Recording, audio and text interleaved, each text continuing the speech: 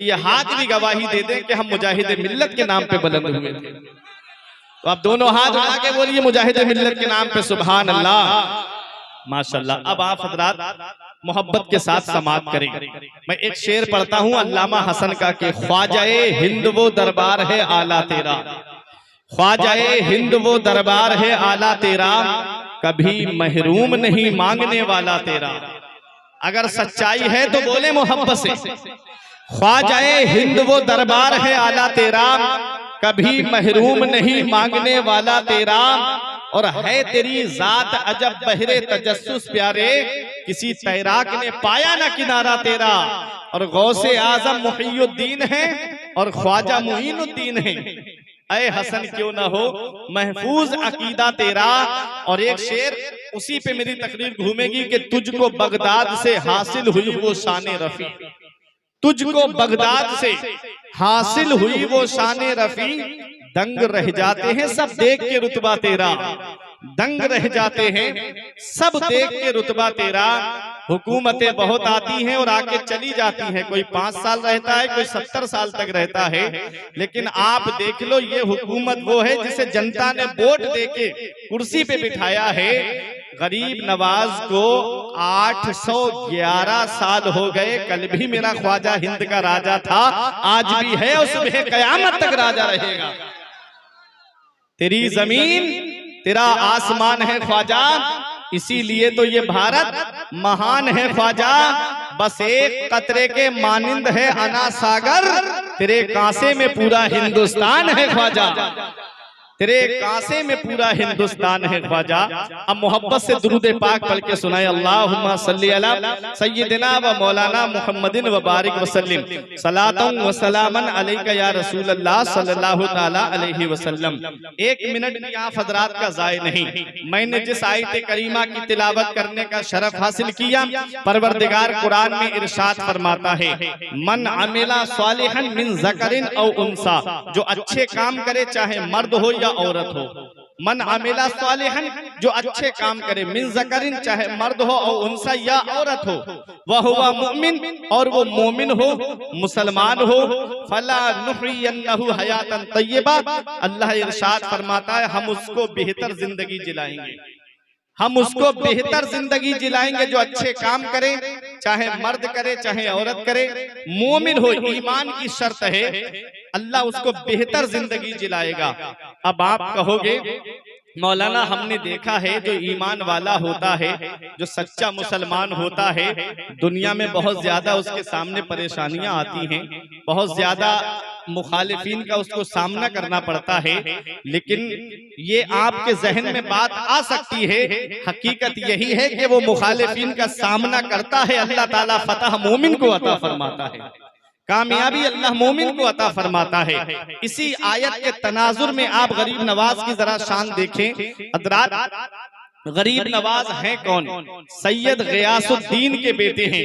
अपने घर से कोई गरीब नहीं, अपने घर से काफी मालदार थे गरीब नवाज, लेकिन तारीख बताती है 15 साल की उम्र में आपने अपने बाग को फरोख्त कर दिया था और सारा माल माँ के पास में ला करके रखा।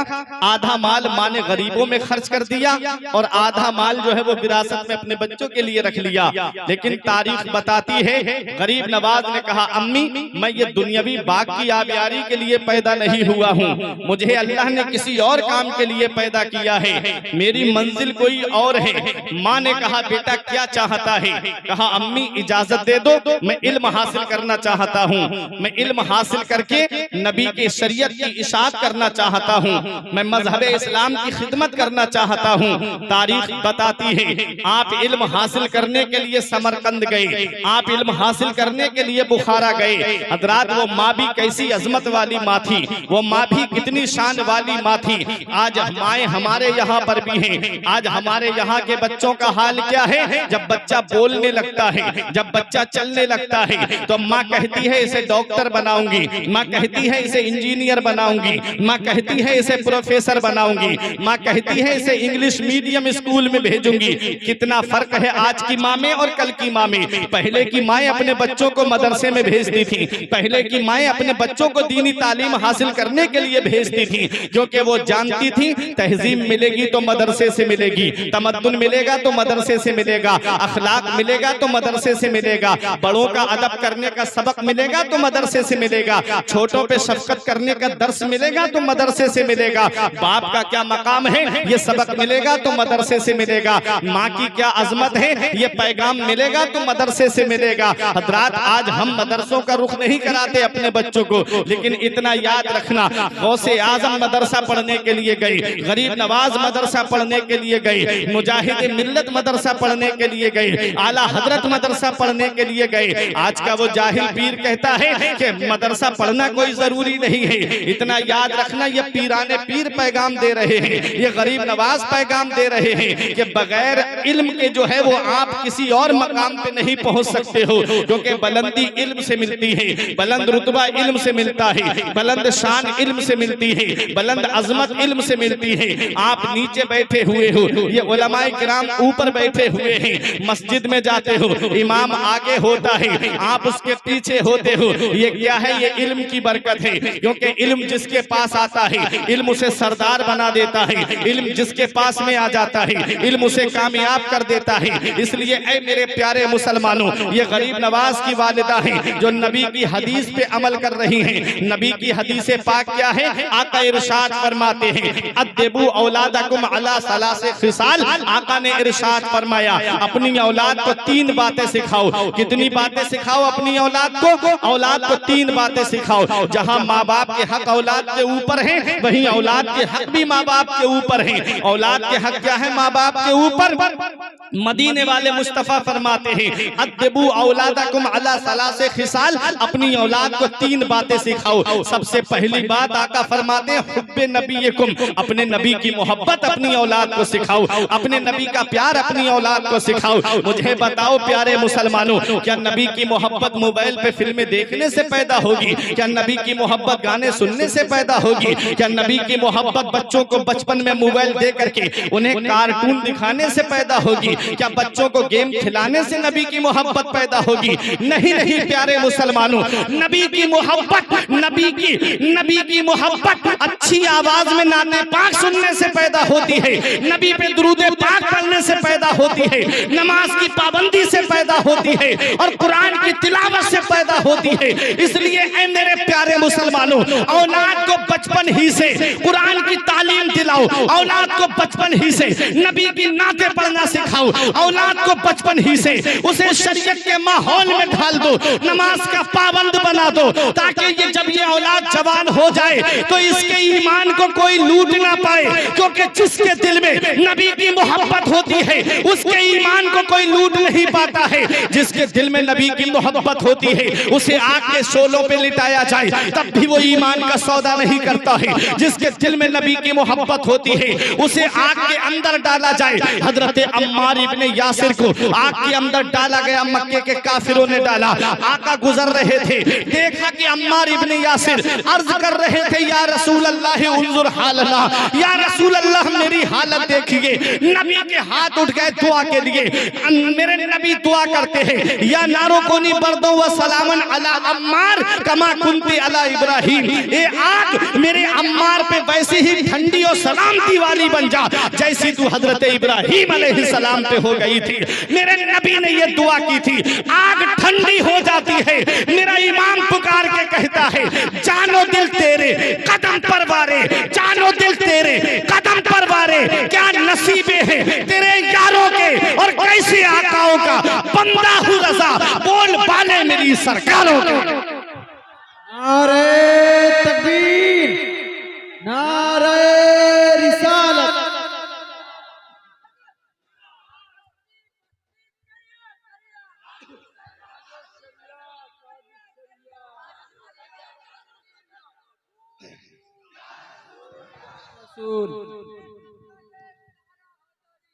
या अली या अली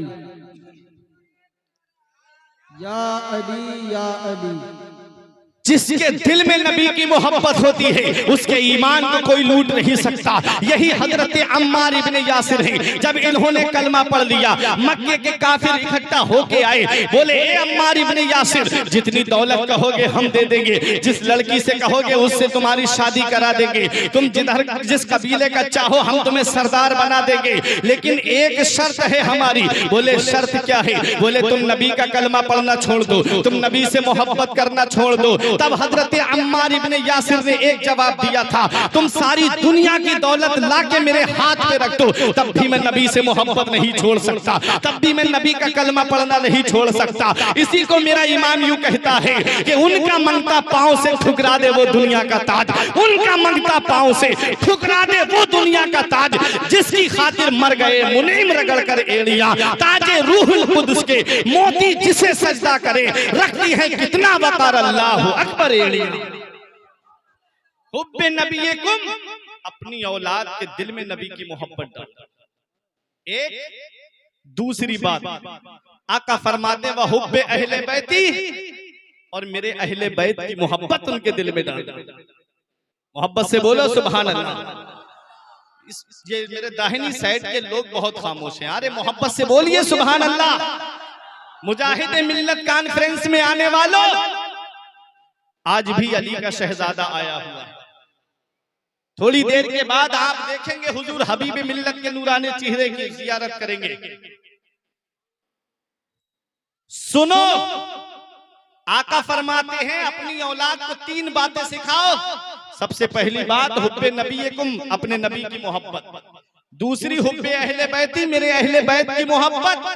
नबी की मोहब्बत जहन्नम से बचाती है और अहले बैत की मोहब्बत जहन्नम से बचाती है। अहले बैत की मोहब्बत क्या है? मदीने वाले मुस्तफा फरमाते हैं मन अहब्बा यानी अल हसन वल हुसैना व अबाहुमा व उम्महुमा काना मई फी दरजती फिल जन्नह। आका इरशाद फरमाते हैं जो इन दोनों से मोहब्बत करे, यानी इमाम हसन और इमाम हुसैन से मोहब्बत करे, व अबाहुमा और इनके वालिद से मोहब्बत करे, व उम्महुमा और इनकी माँ से मोहब्बत करे। आका फरमाते काना मई दरजती फिल जन्नह, वो जन्नत में मेरे दर्जे में होगा। सुभान अल्लाह। आका फरमाते हैं वो जन्नत में मेरे दर्जे में होगा। अल्लाह अल्लाह। नबी का दर्जा क्या होगा जन्नत में? नबी का दर्जा जन्नत में ये होगा जैसे आज हम जमीन पे खड़े होकर के आसमान देख रहे हैं, ऐसे ही अंबिया और मुरसलीन जन्नत में मेरे नबी के महल को देख रहे होंगे। ये मेरे आका की शान होगी। प्यारे मुसलमानों, अहले बैत की मोहब्बत जहन्नम से बचाती है। अब आओ जरा देखो, मैं एक हदीस पढ़ दूं, खतीब बगदादी की रिवायत है। आका इरशाद फरमाते हैं राई तो लैलता उसरिया भी अला बाबिल जन्नत मकतूबा ला इलाहा इल्लल्लाह मुहम्मदुर रसूलुल्लाह अलीयुन हिब्बुल्लाह व फातिमा तो खियारतुल्लाह अल हसन वल हुसैन सिफतुल्लाह व अला बागदिहिम लानतुल्लाह। आका इरशाद फरमाते हैं ए मेरे सहाबा, जब मैं मेराज को तशरीफ ले गया, कहा मेराज को इसी महीने में नबी को मेराज हुई है और नमाज का तोहफा हम गुनाहगारों को मिला है। आका फरमाते हैं जब मैं मेराज को तशरीफ ले गया, मेरे आका ने फरमाया मैं जन्नत के दरवाजे पे पहुंचा, मैंने लिखा हुआ देखा। सहाबा अर्ज करते हैं या रसूल अल्लाह, हमारे माँ बाप आपकी अजमत पे कुर्बान हो। आका आपने क्या लिखा हुआ देखा है? आका फरमाते हैं लिखा हुआ था ला इलाहा इल्लल्लाह मुहम्मदुर रसूलुल्लाह, अल्लाह के सिवा कोई माबूद नहीं है और मोहम्मद सल्लल्लाहु अलैहि वसल्लम अल्लाह के रसूल हैं। आका फरमाते हैं जन्नत के दरवाजे पर कलमा शरीफ लिखा हुआ है और आगे लिखा था अलीयुन हिब्बुल्लाह, अली अल्लाह का महबूब है, व फातिमा तो खियारतुल्लाह, और फातिमा अल्लाह की पसंदीदा बंदी है, अल हसन वल हुसैन और सिफतुल्लाह, हसन और हुसैन अल्लाह के चुनीदा बंदे हैं। ऐ मेरे प्यारे मुसलमानों, हबीब मिल्लत कॉन्फ्रेंस में आने वालों, ये उलमा इकराम मोहब्बत से नवाजेंगे अपनी दुआओं से। मैं एक ऐसा जुमला देने जा रहा हूँ, देखो अहले बैत का मकाम। नबी फरमा जन्नत के दरवाजे पर मेरा नाम लिखा है, जन्नत के दरवाजे पर मौला अली का नाम लिखा है, जन्नत के दरवाजे पर हजरत फातिमा का नाम लिखा है, जन्नत के दरवाजे पर इमाम हसन का नाम लिखा है, जन्नत के दरवाजे पर इमाम हुसैन का नाम लिखा है। मैं हाफिज अब्दुल सलाम अब्दुल समद के घर पे जाऊं, मैं तब तक घर में दाखिल नहीं हो सकता जब तक हाफिज अब्दुल समद की इजाजत नहीं होगी। मैं यूनुस भाई के घर पे जाऊं, मैं तब तक घर में दाखिल नहीं हो सकता जब तक यूनुस भाई की इजाजत नहीं होगी। मैं बहजाद भाई के घर पे जाऊं, तब तक घर में दाखिल नहीं हो सकता जब तक बहजाद भाई की इजाजत नहीं होगी। मैं कमेटी वालों में किसी के घर पे जाऊं, तब तक घर के अंदर नहीं जा सकता जब तक घर वाले की इजाजत नहीं होगी। मैं इन उलमा के घर पे जाऊं, तब तक घर के अंदर नहीं जा सकता जब तक इन उलमा की इजाजत नहीं होगी। ऐ मेरे प्यारे मुसलमानों, जन्नत के दरवाजे पर किसका नाम लिखा है? जन्नत के दरवाजे पर मेरे नबी का नाम लिखा है। जन्नत के दरवाजे पर मौला अली का नाम लिखा है। जन्नत के दरवाजे पर हजरत फातिमा का नाम लिखा है। जन्नत के दरवाजे पर इमाम हसन का नाम लिखा है। जन्नत के दरवाजे पर इमाम हुसैन का नाम लिखा है। जब तक पंजतन इजाजत नहीं देंगे, कोई भी जन्नत में दाखिल नहीं हो सकता है। नारे तकबीर, नारे हैदरी, नारे हैदरी, जश्न हुजूर मुजाहिद मिल्लत, जश्न हुजूर मुजाहिद मिल्लत, नारे तकबीर, नारे रिसालत। तो मेरे आका फरमाते जन्नत के दरवाजे पर पंजतन का नाम लिखा है। आगे आका फरमाते हैं वअला बागुदिहिम लानतुल्लाह, और जो मेरे अहले बैत से बुग़्ज़ रखता है, दुश्मनी रखता है, उस पे अल्लाह की लानत है। इसी को अल्लामा हसन यूं कहते हैं, बाग जन्नत के हैं बहरे मदहा खाने अहले बैत, तुमको मुज़दा नार का दुश्मनाने अहले बैत, बे इजाजत जिनके घर में जिब्राइल आते नहीं, कद्र वाले जानते हैं कद्रो शाने अहले बैत। ऐ मेरे प्यारे मुसलमानों, दो बातें हो गई। आका ने क्या फरमाया था? अपनी औलाद को नबी की मोहब्बत सिखाओ। दूसरी बात, मेरे अहले बैत की मोहब्बत सिखाओ। व क़िराअतिल कुरान, आका फरमाते अपनी औलाद को कुरान पढ़ना सिखाओ। अपनी औलाद को कुरान पढ़ना सिखाओ। कुरान क्या है? अगर आपने औलाद को कुरान नहीं पढ़ाया, उन्हें यूनिवर्सिटी और कॉलेज का रुख कराया, मदरसा नहीं भेजा, दीनी तालीम हासिल नहीं की उसने, इमाम गजाली फरमाते हैं ऐसी औलाद अपने बाप को रब की बारगाह में खींच के लाएगी और कहेगी मौला मेरा बाप मुझे भूखा रखता ये गवारा था, मेरा बाप मुझे नंगा रखता ये गवारा था, मेरा बाप मुझे प्यासा रखता ये गवारा था, इसने मुझे दीनी तालीम नहीं दिलाई, जिसकी वजह से आज मैं जहन्नम में जा रहा हूँ। आज मैं तन्हा जहन्नम में नहीं जाऊंगा, अपने बाप को साथ में लेकर के जाऊंगा। बताओ, दौलत औलाद के लिए जमा करते हैं, पैसा औलाद के लिए जमा करते हैं, सरमाया औलाद के लिए जमा करते हैं, और दीनी तालीम नहीं दिलाई औलाद को, वही औलाद जहन्नम में ले जाने का जरिया बन गई। इसलिए ऐ मेरे प्यारे मुसलमानों, जब तक दुनिया में रहो, शरीयत के दायरे में रहो, अपनी औलाद को दीनी तालीम सिखाओ, अपनी औलाद को कुरान और हदीस का इल्म सिखाओ। अपनी औलाद को कुरान और हदीस का इल्म दोगे तो जब जनाजा उठेगा वो बंटवारे की लड़ाई नहीं करेगी, बल्कि सरहाने बैठ करके कुरान की तिलावत करती हुई नजर आएगी।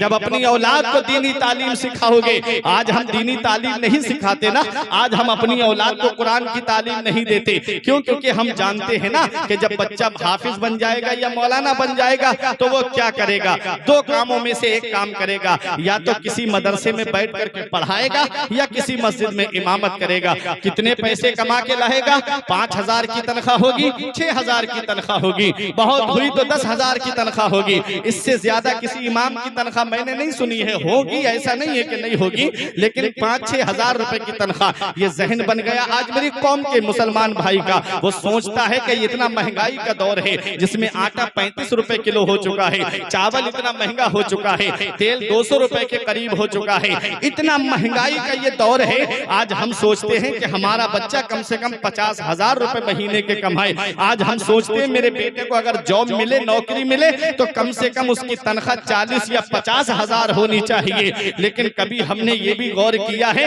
आज हमारी औलाद अगर पढ़ लिख जाए तो हम सोचते हैं कि उसकी तनख्वाह 40-50 हजार की होना चाहिए। कभी हमने अपनी मस्जिद के इमाम पे गौर किया, कभी हमने अपने मदरसे के मुदर्रिस के ऊपर गौर किया कि ये 5-6 हजार रुपए की तनख्वाह, 8-10 हजार रुपए की तनख्वाह, कैसे घर के गुजारे चलते होंगे? क्या इनके बीबी बच्चे नहीं है? क्या इनके घर वाले नहीं है? क्या इनके भाई बहन नहीं है? क्या मस्जिद के इमाम का कोई नहीं होता? क्या उसका दिल नहीं करता कि आज मैं अपने बच्चों के लिए ये सामान खरीद लूं? क्या उसका दिल नहीं करता कि आज मैं अपनी बीबी के लिए ये सामान खरीद लूं? ए मेरे प्यारे मुसलमानों, जो कौम अपनी इमाम को सताना रखती है, जो कौम अपने इमाम को सताती है, वो कौम कभी तरक्की नहीं कर पाती है, वो कौम कभी कामयाबी की मंजिल की तरफ गामजन नहीं हो पाती है।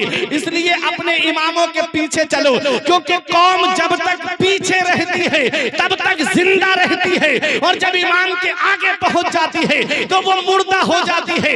एक ही मंजिल ऐसी आती है जिसमें इमाम के आगे होता है और वो जनाजा है जनाजा, वरना पूरी जिंदगी आप देख लो हर वक्त इमाम के पीछे खड़ा होता है, और जब इंतकाल हो जाता है तब जनाजा आगे होता है, इमाम पीछे होता है। क्या समझे? मतलब यही है, जब तक इमाम के पीछे हो तो जिंदा हो, आगे बढ़ गए तो समझो मुर्दा हो।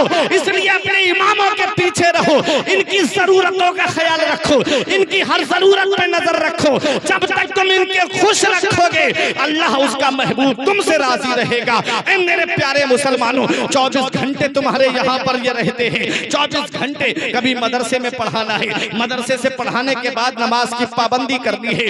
इसलिए मेरे प्यारे मुसलमानों, इनकी जिम्मेदारियों का ख्याल तुम्हें रखना है, क्योंकि ये अपना घर बार छोड़ करके तुम्हारे यहाँ पर आए हैं। किस लिए आए हैं? अल्लाह और उसके रसूल की रजा के लिए आए हैं। और अल्लाह तबारक व तआला कुरान में इरशाद फरमाता है, मन यत्तकिल्लाह यजअल लहू मखरजन व यरज़ुक़हु मिन हैसु ला यहतसिब व मन यतवक्कल अलल्लाह फहुव हस्बु, कि जो अल्लाह से डरता है अल्लाह उसके लिए निजात का रास्ता निकाल देता है और उसे ऐसी जगह से रोजी अता फरमाता है जहां से बंदे का वहमो गुमान भी नहीं होता है। जो अल्लाह पे भरोसा करता है अल्लाह उनके लिए काफी है। इन उलमा का भरोसा अल्लाह की जात पे है, इन हुफ्फाज का भरोसा अल्लाह की जात पे है। ये इशा की नमाज पढ़ा करके आराम से सो जाते हैं और फजर में सुकून से उठ करके अल्लाह की इबादत करते हैं। मैंने 50 हजार की तनख्वाह पाने वाले को परेशान हालत में देखा है और 5-10 हजार रुपए पे गुजारा करने वाले इमाम को खुशहाल देखा है।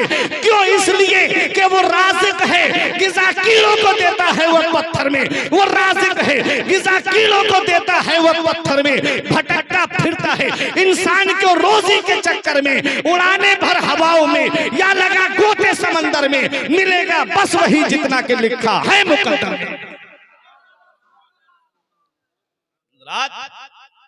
अपनी औलाद को कुरान की तालीम, मैं मानता हूं बच्चा आलिम बन गया, हाफिज बन गया, मौलाना बन गया तो पैसे जरूर कम लाएगा, लेकिन कयामत के दिन उस माँ बाप को अल्लाह ताला वो ताज अता फरमाएगा जिसकी रोशनी आसमान के चांदो सूरज से भी ज्यादा।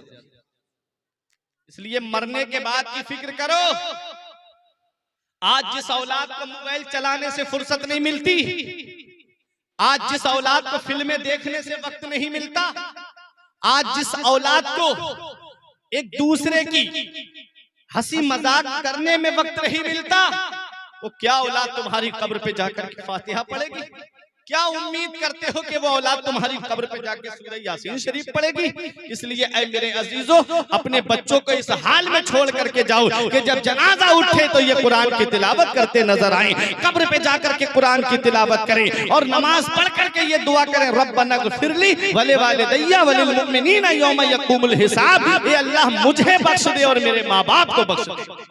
जब औलाद ये दुआ करेगी तो अल्लाह ताला उसके गुनहगार माँ बाप की मग़फ़िरत फरमाएगा। तो क्या बात मैंने कही? आका फरमाते 3 बातें अपनी औलाद को सिखाओ, अपने नबी की मोहब्बत, अहले बैत की मोहब्बत और कुरान की तालीम। गरीब नवाज की वालिदा को आप देखें, तीनों मोहब्बतें गरीब नवाज के सीने में मौजूद थी। नबी से बेपनाह मोहब्बत, अहले बैत से बेपनाह मोहब्बत और नमाज की पाबंदी, कुरान की तिलावत और मजीद हुसूल इल्म के लिए समरकंद गए, बुखारा गए। और जब इल्म हासिल कर लिया आपने, फिर उसके बाद में इल्म हासिल करने के बाद में आप कहाँ जाते हैं? आप अपने पीरो मुर्शिद के पास पहुँचते हैं। पीरो मुर्शिद की बारगाह में कई साल तक आप रहे। रिवायतें मुख्तलिफ हैं, किसी में 24 साल, किसी में 25 साल आप अपने पीरो मुर्शिद के पास में रहे, किसी में 12 साल। हजरात पर रिवायतें मुख्तलिफ, जितने साल आप अपने पीर की बारगाह में रहे। उसके बाद क्या होता है? पीरो मुर्शिद ने कहा चलो बेटे हज करने चलते हैं। आप जब हज करने के लिए जाते हैं, जब मेरे गरीब नवाज हज करने के लिए पहुंचे, जब काबे का तवाफ कर रहे थे, पीर हो तो ऐसा हो, अपने हाथ उठा के दुआ करते हैं, मौला मेरे मुरीद को अपनी बारगाह में कबूल फरमा ले। गैब से आवाज आती है, हमने तुम्हारे मुरीद को कबूल किया, मांग मोइनुद्दीन क्या मांगता है? अर्ज किया मौला मेरे दिल का हाल तू जानता है। फिर आवाज आई, मांग क्या मांगता है? फिर अर्ज किया मौला मेरे दिल का हाल तू जानता है। फिर आवाज आती है, मांग ले जो मांगना चाहता है। अर्ज किया मौला तू तो अलीमुम बिज़ातिस सुदूर है, मौला तू तो दिलों की बात जानता है, मौला तू तो दिलों के खतरात से वाकिफ है, ए मेरे मौला तू सब कुछ जानता है। आवाज आती है, ए मोइनुद्दीन जो तेरे सिलसिले का होगा, जो तुझसे सच्ची मोहब्बत करने वाला होगा, उसे उस वक्त तक मौत नहीं दूंगा जब तक उसे तौबा की तौफीक नहीं दे दूंगा। गरीब नवाज की मोहब्बत में आने वालों, ये दो सिलसिले ऐसे हैं, एक है सिलसिला कादरिया, एक है सिलसिला चिश्तिया। गौसे आजम कहते मेरे रब ने मुझसे ये वादा किया है कि जो तुम्हारा सच्चा चाहने वाला होगा उसे उस वक्त तक मौत नहीं दूंगा जब तक उसे तौबा की तौफीक नहीं दे दूंगा। इसी को मेरे इमाम ने कहा था, कादरी कर कादरी रख, कादरियों में उठा कदरे अब्दुल कादरे कुदरत नुमा के वास्ते। और एक गरीब नवाज की शान है। हजरात जब आप हज करके मदीना शरीफ पहुंचे, कहाँ मदीना शरीफ जहां से ड्यूटी लगती है कि तुम्हें कहाँ जाना है, तुम्हें किस इलाके में दीन का काम करना है, तुम्हें किस एरिया में जाना है। हजरात अब गरीब नवाज को पीरो मुर्शिद साथ में लेके आए हैं। अब जब मदीना करीब आने वाला था, पीरो मुर्शिद बोले बेटे दुरूद शरीफ की कसरत करो। आप दुरूद शरीफ कसरत से पढ़ते जा रहे हैं। और जैसे ही नबी के रोज़ा मुबारक पे पहुंचे, मवाजा शरीफ के पास में पहुंचे, मदीने वाले मुस्तफा को सलाम किया, अस्सलातु वस्सलामु अलैका या रसूल अल्लाह। मज़ार मुबारक से आवाज आती है, वालेकुमुस सलाम या कुतुबुल मशाइख। अरे मोहब्बत से बोलो सुभान अल्लाह। नबी के रोज़े से जवाब आता है, ए कुतुबुल मशाइख तुम पर भी अल्लाह का सलाम हो, तुम पर भी अल्लाह की सलामती हो, तुम भी सलामत रहो। अल्लाहु अकबर। ऐ मेरे प्यारे मुसलमानों, क्या कहा? कुतुबुल मशाइख। कभी कुतुब पे गौर किया है आपने? कुतुब कहते किसको है? तवज्जो मेरी तरफ दीजिए आप हजरात। एक भी जुमला अगर मिस हो गया तो आप पूरा मफहूम अपने जहन से खो बैठेंगे। कुतुब किसे कहते हैं?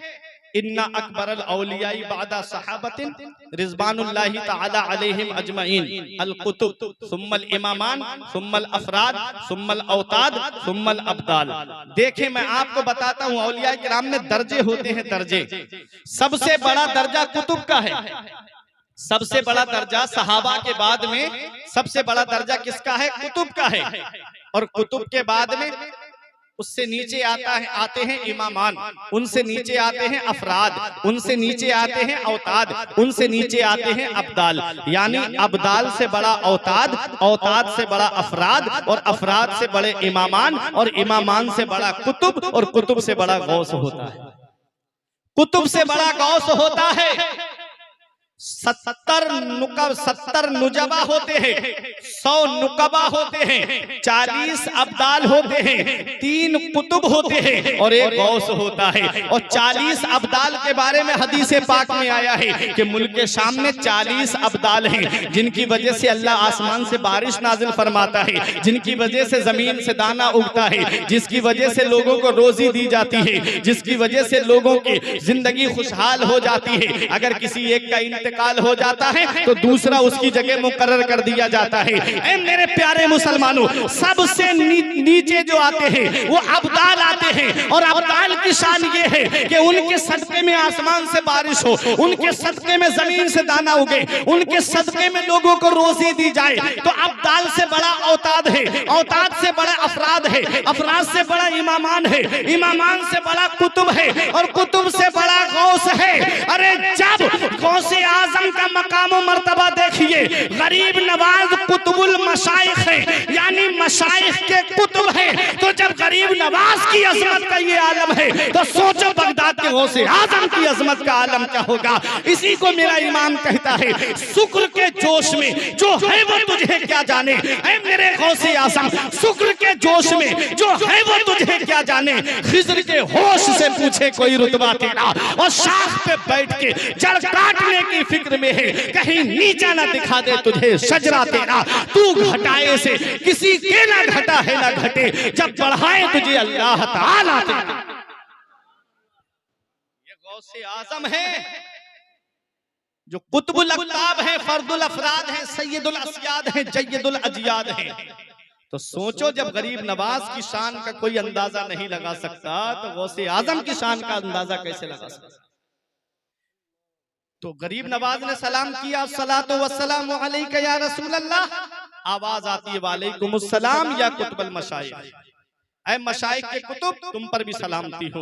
अब गरीब नवाज को ख्वाब में मदीने वाले मुस्तफा ने अपना दीदार कराया, इरशाद फरमाया तुम हमारे दीन के मुईन हो, बेटे हसन तुम हमारे दीन के मुईन हो, जाओ हमने तुमको हिंदुस्तान की बादशाहत अता कर दी, जाओ हिंदुस्तान की सरजमीन पे जाओ और वहां जाकर के इस्लाम का परचम बुलंद करो, वहां जाकर के दीन का काम करो। अब गरीब नवाज कहते हैं कि मैंने तो हिंद देखा भी नहीं है, मदीने वाले मुस्तफा ने एक अनार ख्वाब में अता फरमाया जिस पर हिंदुस्तान का पूरा नक्शा था, और उसी में था कि तुम्हारा हेडक्वार्टर अजमेर होगा, राजस्थान की सरजमीन होगी। अब अपने जहनों को करीब करो, तकरीर इख्तिताम की तरफ लेके जा रहा हूँ। गरीब नवाज की जरा शाम तो आप देखिए, हिंदुस्तान की सरजमीन पे तशरीफ ला रहे हैं। कितने लोग हैं? 40 फकीरों की जमात है। तलवार साथ में नहीं है, नेजा साथ में नहीं है, बर्छी साथ में नहीं है, भाला साथ में नहीं है, तो क्या साथ में लेकर के आ रहे हैं? हाथ में तस्बीह,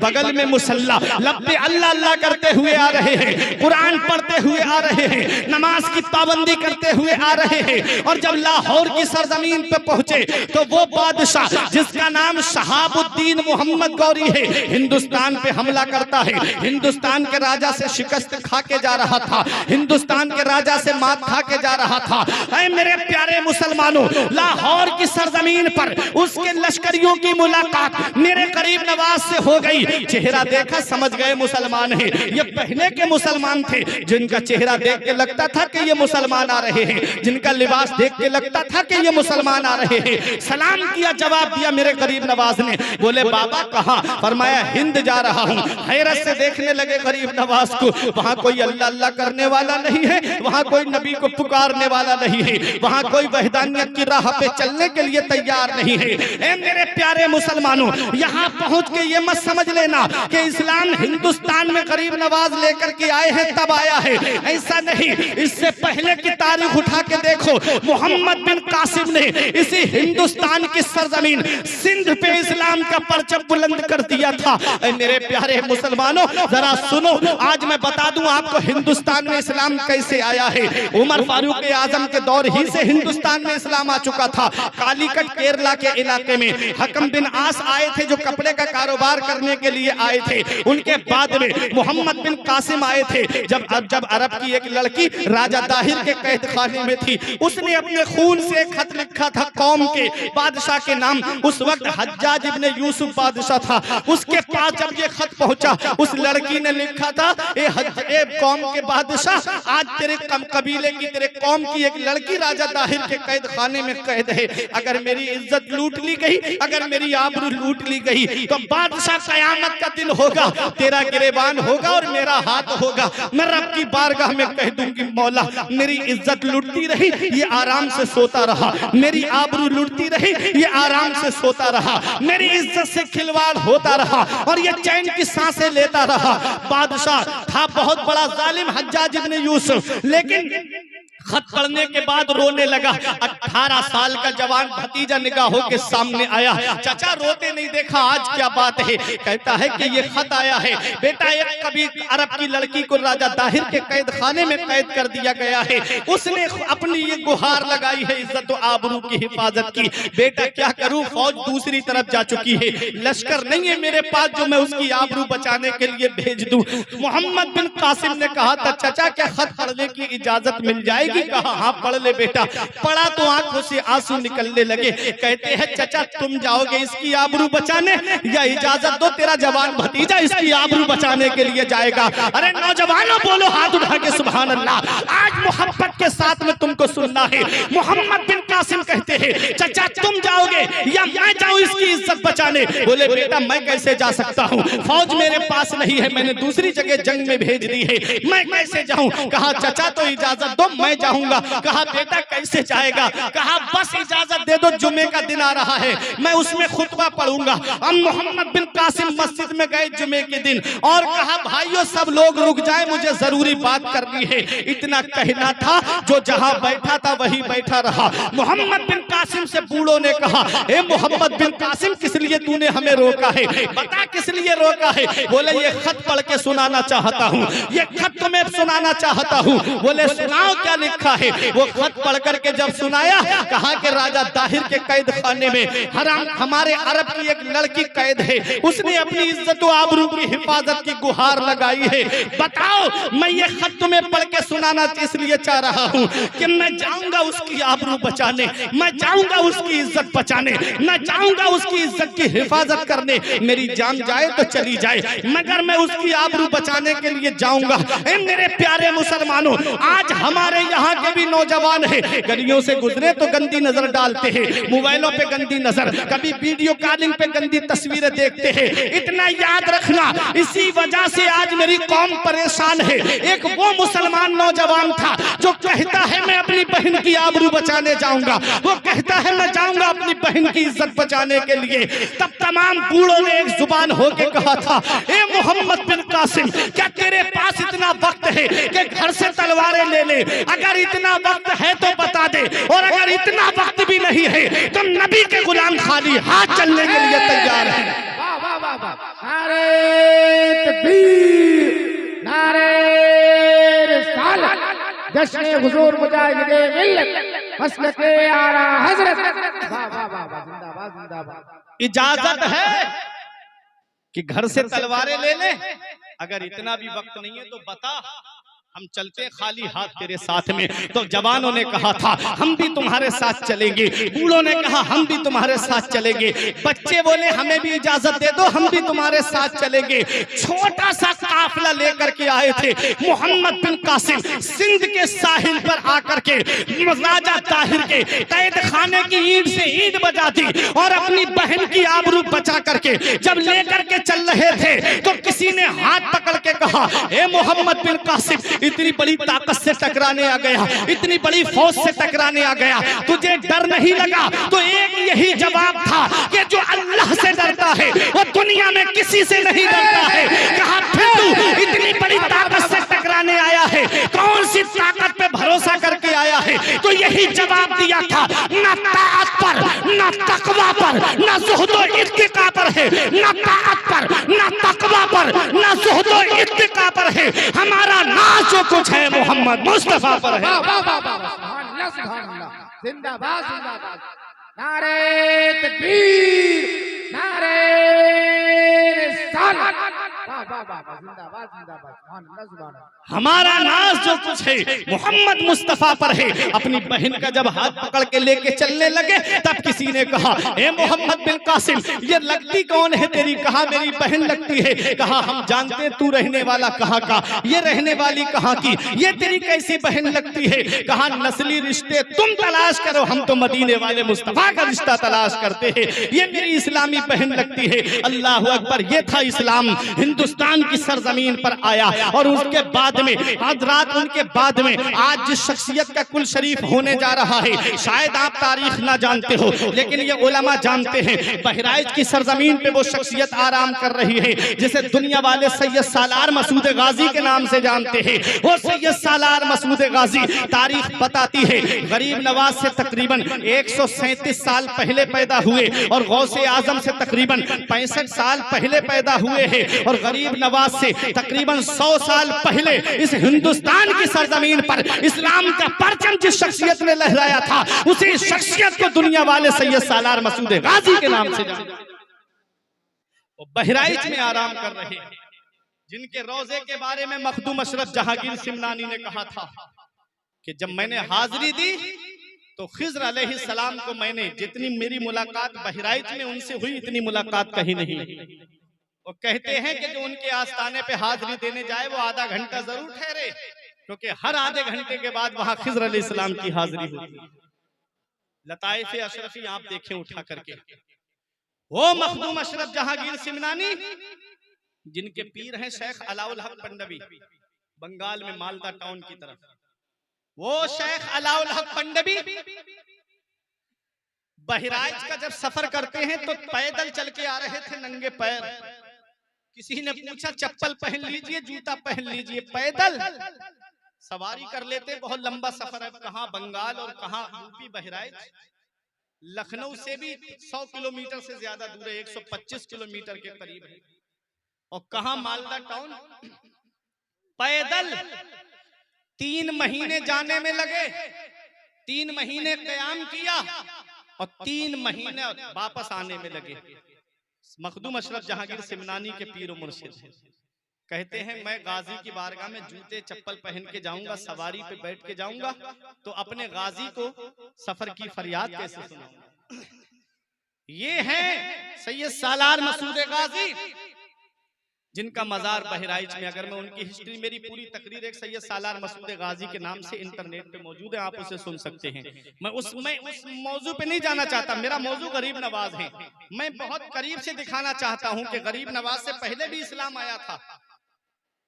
गरीब नवाज से तकरीबन 100 साल पहले इस हिंदुस्तान की सरजमीन पे इस्लाम का परचम सैयद सालार मसूद गाजी ने लहराया। लेकिन सैयद सालार मसूद गाजी को 21 राजाओं ने मिलकर के शहीद किया था।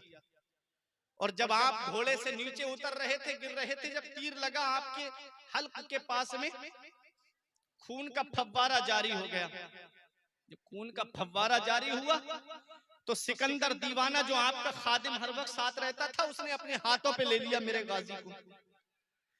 405 हिजरी में पैदा हुए और 424 हिजरी में आपने शहादत पाई। 19 साल की करीब उम्र हुई आपकी गाजी पाक की। 19 साल का नौजवान कितना बड़ा होता है, लेकिन 7 साल की उम्र में आलिम फाजिल बन गए। वो हैं सैयद सालार मसूद गाजी। 7 साल की उम्र में आलिम फाजिल, तलवार चलाना सीख गए, घुड़सवारी सीख गए। और आप शहसवार थे बचपन ही में। शहसवार उसे कहते, घोड़ा कितनी भी रफ्तार पे भागता हो, दौड़ के आप उसकी पीठ पे बैठ जाते थे। और जब मामू ने सोमनाथ का किला फतह किया था, तो सबसे पहले इस्लाम का परचम जिसने सोमनाथ के किले पे गाड़ा था, उसी को सैयद सालार मसूद गाजी कहते हैं। जो 10 साल की उम्र में फौज का सिपह सालार बनकर के मैदान में गया, उसे सैयद सालार मसूद गाजी कहते हैं। वो शख्सियत बहराइच में आराम कर रही है। और क्या शख्सियत है, गरीब नवाज का मैं जिक्र कर रहा हूं। हुजूर गरीब नवाज के खलीफा हैं ख्वाजा कुतुबुद्दीन बख्तियार काकी, उनके खलीफा हैं बाबा फरीदुद्दीन गंजे शकर। बाबा फरीदुद्दीन गंजे शकर के पोते शेख अलाउद्दीन, आप देखो उनके पास में एक शख्स आया जो विलायत का एक मकाम हासिल करना चाहता था। तो उसने ख्वाजा कुतुबुद्दीन बख्तियार काकी के मजार के सामने जो कब्रिस्तान है, उसमें बैठ करके चिल्ला काटा, लेकिन वो मकाम हासिल नहीं हो पाया। उसने सोचा कि कैसे वो मकाम मिलेगा, तो गरीब नवाज की बारगाह में आया और गरीब नवाज की रूहानियत ने इशारा कर दिया कि तू बहराइच चला जा, सैयद सालार मसूद गाजी के आस्थान, वहां से फैज मिलेगा। हिस्से अलग अलग होते हैं ना। ये नहीं है कि तू हमारे ही पास रह जा। जो अल्लाह वाला होता है वो फैज हासिल करने के लिए दूसरे वली के पास भी भेज देता है। अब सुने, जब सैयद सालान मसूद गाजी शहीद हुए तो आपको सिकंदर दीवाने ने अपने हाथों पे ले लिया और रोने लगे। बोले हुजूर, आप यहाँ किसी की जमीन पे कब्जा करने नहीं आए थे, आप यहाँ तो इस्लाम का परचम बुलंद करने आए थे, यहाँ तो आप अल्लाह अल्लाह करने के लिए आए थे। आपके बाद में अब इस्लाम का परचम कौन उठाएगा? आपके बाद में अब इस्लाम की नशर इशात हिंदुस्तान में कौन करेगा? मेरे गाजी ने आंखें खोल के देखा, फरमाया मत रो मेरे दीवाने, आंसू मत बहा मेरे दीवाने, इन्ना दीना इंदल्लाहिल इस्लाम, बेशक अल्लाह का पसंदीदा दीन सिर्फ इस्लाम है। अल्लाह इस इस्लाम की हिफाजत के लिए अपने महबूब बंदों को भेजता है। अब आपका ईमान ताजा हो जाएगा।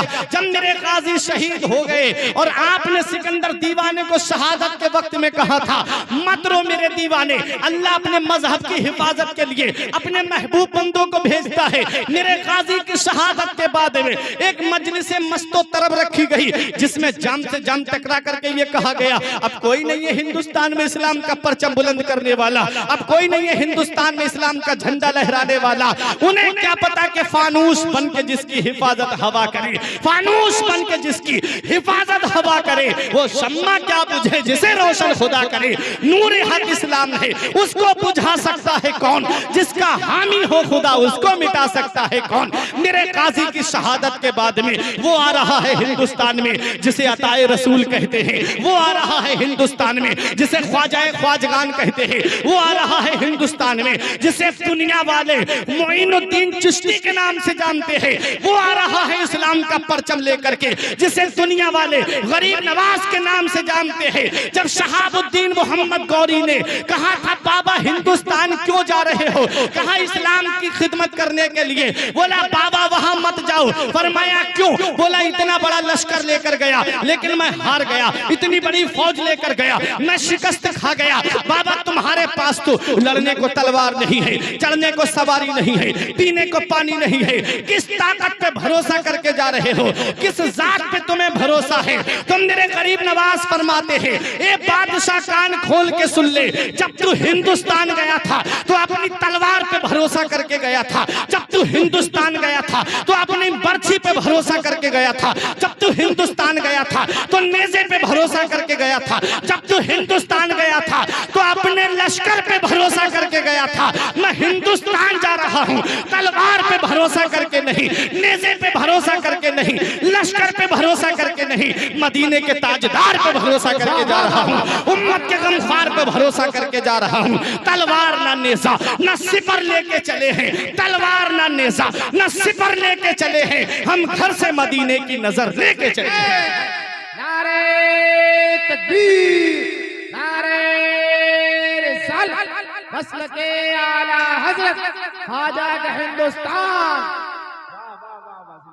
जो तलवार लेकर के आए थे वो वापस चले गए, जो नेज़ा लेकर के आए थे वो वापस चले गए, अरे जो लश्कर लेकर के आए थे वो वापस चले गए। 40 फकीरों की जमात लेकर के, हाथ में कुरान लेकर के, हाथ में तस्बीह लेकर के, लब पे अल्लाह अल्लाह की सदाएं लगा करके हिंदुस्तान की सरजमीन पर मेरा गरीब नवाज आया है। बाबर अपने से बादशाह बना, नाम मिट गया, हुमायूं अपने से बादशाह बना, नाम मिट गया, शाहजहां अपने से बादशाह बना, नाम मिट गया, लेकिन तारीख बताती है मेरे गरीब नवाज को बादशाह किसी दुनियादार ने नहीं बनाया है, मदीने के ताजदार ने बादशाह बनाया है। और इस हिंदुस्तान में कल भी मेरे ख्वाजा की हुकूमत चल रही थी, आज भी मेरे ख्वाजा की हुकूमत चल रही है और सुबह क़यामत तक हुकूमत चलती रहेगी।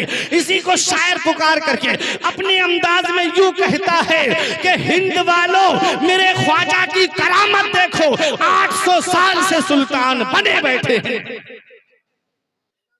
कोई 5 साल तक रहता है, कोई 10 साल तक रहता है, लेकिन ये वो है। अरे दिल्ली का मिनिस्टर तो हर साल बदलता है, अजमेर की धरती का सुल्तान न बदलेगा। और ऐसे आए हैं मेरे गरीब नवाज, अजमेर की सरजमीन पे आए जिसको राजस्थान कहते हैं, जहां सबसे ज्यादा राजा रहते थे, उस सरजमीन पे पड़ाव डाला। और तारीख बताती है 150 राजा थे राजस्थान में, छोटी बड़ी रियासतों पे हुकूमत करने वाले। उनके बीच में आकर के पड़ाव डाल करके दुनिया वालों को ये पैगाम दे दिया कि अल्लाह कुरान में फरमाता है वला तहिनु वला तहज़नु व अंतुमुल अअलौना इन कुंतुम मोमिनीन। गम मत करो, सुस्ती मत उठाओ, तुम ही बुलंद रहोगे बशर्ते कि तुम मुसलमान बन जाओ। क्या आज हम मुसलमान बने? आज जो हम दावा करते हैं ना कि हम मुसलमान हैं, अपने गिरेबान में झांक के देखो क्या हम मुसलमान हैं? मुसलमान की तारीफ आका फरमाते अल मुस्लिमु मन सलिम अल मुस्लिमूना मिन लिसानिही व यदिही। मुसलमान वो है जिसके हाथ से और जुबान से दूसरे मुसलमान महफूज रहे, ना हाथ से तकलीफ पहुंचाए ना जुबान से मुसलमान को तकलीफ दे। आज भाई भाई के घर पे कब्जा करने के लिए तैयार है, भाई भाई की जमीन पे कब्जा करने के लिए तैयार है। सोचता है किस तरीके से इसे गलत मुकदमे में फंसाया जाए, क्यों इतनी तरक्की कर रहा है। ऐ मेरे प्यारे मुसलमानों, जिस दिन तुम सच्चे मुसलमान बन जाओगे उस दिन कोई ताकत तुम्हें उखाड़ नहीं सकती, कोई तुम्हारा कुछ नहीं बिगाड़ सकता। देखो मोमिन वो थे, मुसलमान वो थे जिन्होंने अजमेर में आकर के पड़ाव डाला, पूरा जोर लगा लिया बादशाह ने सर के बाल से लेके पैर के नाखून तक का कि फकीर को अजमेर से निकाल दिया जाए। लेकिन तारीख बताती है कि गरीब नवाज का कदम 1 इंच भी नहीं हटा सके, यहां तक कि उन्होंने अना सागर का पानी बंद कर दिया। गरीब नवाज ने पानी को अपने कांसे में बुलवा लिया। उन्होंने गरीब नवाज के ऊपर जब तेल बंद कर दिया कि जब आप मस्जिद की तामीर करा रहे थे तो तेल बंद करा दिया गया, कहा तेल मत देना इस फकीर को, रात में चरागा करके मस्जिद की तामीर करता है। मेरे प्यारे मुसलमानों, मुरीद रोते हुए आए थे हुजूर अब तेल भी नहीं मिल रहा है हमको, अब हम क्या करेंगे? फरमाया परेशान मत हो, ये अल्लाह वालों की शान होती है।